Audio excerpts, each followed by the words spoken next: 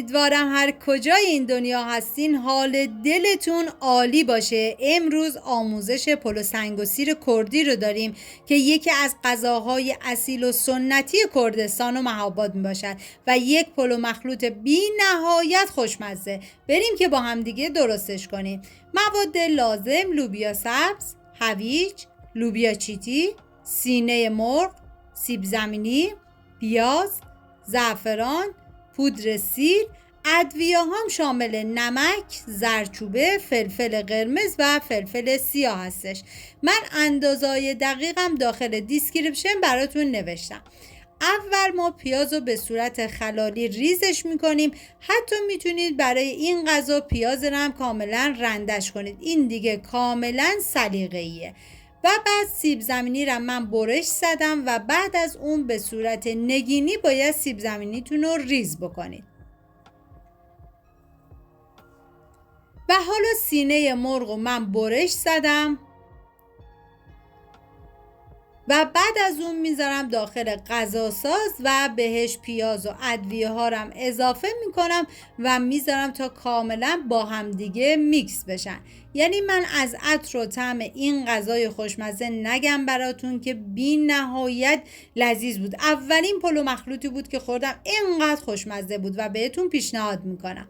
حالا پیاز رو بهش اضافه میکنم و مقداری از ادویه ها رو ما توی این مرحله به مرغمون اضافه میکنیم که زردچوبه، نمک و فلفل قرمز هستش. و همچنین زعفران رو برای این مرحله حتما اضافه بکنید که خیلی رو طعم گوشتتون تاثیر داره. و میذاریم دیگه موادمون کاملا با هم دیگه میکس بشن. و میکس شده این مرغ باید بشه طبق تصویر. و حالا به صورت قرقلیای کوچیک اینا رو در میاریم و به مدت نیم ساعت میذاریم داخل یخچال. ببینید اندازه این قرقلیا دیگه دست خودتونه که من مقدارشو بزرگتر برای تزیین غذام و بقیه یه خورده کوچیکتر برای داخل غذا درست کردم. و حالا میذارم داخل یخچال و بعد از نیم ساعت داخل روغن کاملا سرخشون میکنم.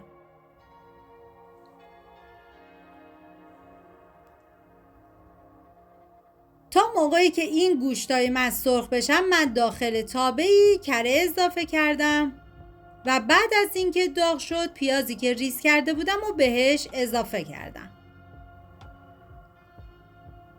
ببینید زمانی که پیاز اضافه میکنید فقط در حدی که پیازتون کمی نرم و شیشه‌ای بشه کافیه، چون نباید بذاریم اول پیازمون کاملا سرخ بشه. چون سیب زمینی بهش اضافه میکنیم باید بذاریم که پیاز و سیب زمینی کاملا با هم دیگه سرخ بشن.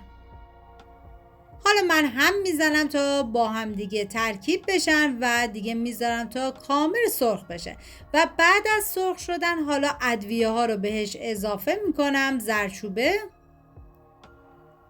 فلفل قرمز، فلفل سیاه و نمک. هم میزنم تا ادویه ها با هم دیگه ترکیب بشن و میذارم تا عطر ادویه ها آزاد بشه.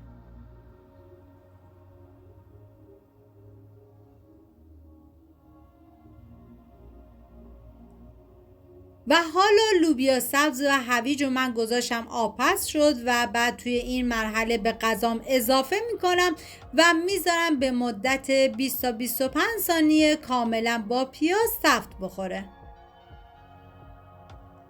یعنی واقعا غذای ایرانی یکی از یکی خوشمزه تر، ولی باز این پلو سنگ و سیر کردی یه چیز دیگه ای بود. بهتون پیشنهاد میکنم که حتما درستش کنید. و حالا لوبیا چیتیرم که گذاشتم آبپز شد و دوباره به غذام اضافه کردم، هم میزنم و میذارم یه تفت مختصر بخوره.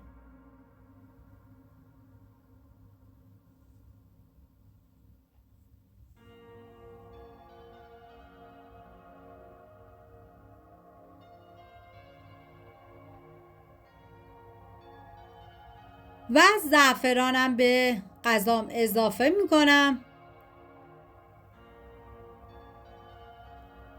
و بعد از اضافه کردن زعفران هم میزنم تا کاملا با بقیه مواد ترکیب بشه.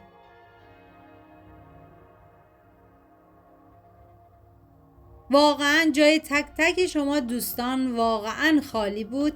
حالا من هم میزنم تا کاملا با هم دیگه ترکیب بشه و بعد از اون سیر رو حالا به غذا اضافه میکنیم که من از پودر سیر استفاده کردم. شما میتونید از سیر تازه هم استفاده بکنید، این دیگه کاملا سلیقه‌ایه، ولی حتما سیر رو استفاده بکنید چون سیر باید برای این غذا باشه و یه عطر و طعم عجیبی هم به غذاتون میده.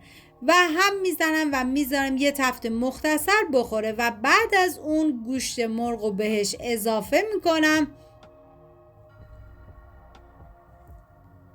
و هم میزنم تا کاملا با هم دیگه ترکیب بشن و میذارم به مدت 25 ثانیه یه تفت دیگه هم بخورم و بعد از اون دیگه من زیر حرارت رو خاموش میکنم. مواد ما آماده شد و میریم برای درست کردن برنجمون. ببینید این غذای من برای 5 نفر در نظر گرفته شده. حالا من آب برنج گذاشتم جوش اومد و برنج رو بهش اضافه کردم. ببینید من همیشه گفتم چه برای تهچین چه برای برنجایی که مخلوطیان به هیچ عنوان نذارید دانه برنج کاملا باز بشه. برنج که کمی زنده تر بود بردارید وگرنه که برنجتون حالت کته‌ای میشه. ببینید من اینجا برنج رو چک کردم و دیدم که برنجم کمی زنده دیگه از روی گاز برداشتم و آبکش کردم و داخل قابلمه‌ای بهش کره اضافه کردم و هر نوع تعدیگی که دوست داریم میتونین اضافه بکنیم. من از سیب زمینی استفاده کردم و لایه اول رو برنج ریختم و بعد لایه بعدی رم از مواد گوشتی میریزم و این کار رو تکرار میکنین تا موادتون تموم بشه. اگر ویدیو مورد پسندتون بود و تا این لحظه کانال رو سابسکرایب نکردید خوشحال میشم سابسکرایب کنید.